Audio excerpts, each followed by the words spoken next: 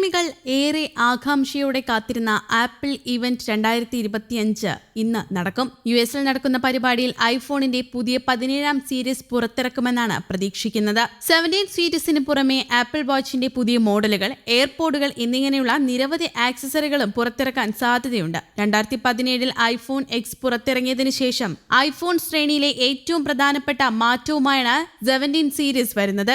ഇത്തവണത്തെ ലോഞ്ചിലെ താരം iPhone 17 air ആകുമെന്നാണ് പ്രതീക്ഷ. ഈ വർഷം ഐഫോൺ 4 പുതിയ മോഡലുകൾ പ്രഖ്യാപിക്കാൻ സാധ്യതയുണ്ട്. IPhone 17, iPhone 17 Air, iPhone 17 Pro, iPhone 17 Pro Max എന്നിങ്ങനെയായിരിക്കും പുതിയ മോഡലുകൾ. ഐഫോൺ 17 വലിയ screen, 24 MB front camera, ProMotion support, എപ്പോഴും ഓണായ ഡിസ്പ്ലേ എന്നിവ ഉണ്ടാകും. പുതിയ ക്യാമറ ബാർ, പുതിയ A19 pro chip, 48 MB telephoto lens, 24 MB front camera എന്നിവ ഐഫോൺ 17 പ്രോയിൽ വരാൻ സാധ്യതയുണ്ട്.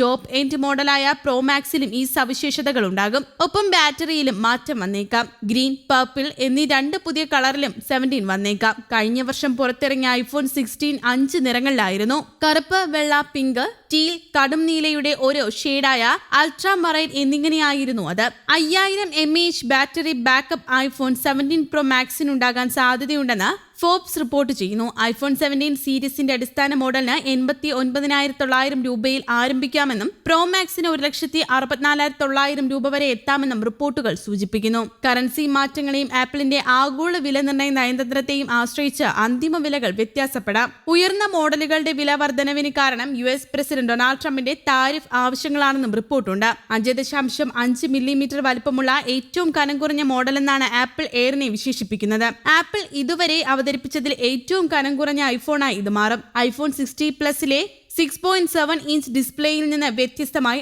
ഐഫോൺ 17 എയറിൽ 6.6 ഇഞ്ച് പാനൽ ഉണ്ടാകും. ഭാരം കുറവായതിനാൽ വലിയ ബാറ്ററി ബാക്കപ്പ് ഉണ്ടാകുമെന്ന് പ്രതീക്ഷിക്കേണ്ട.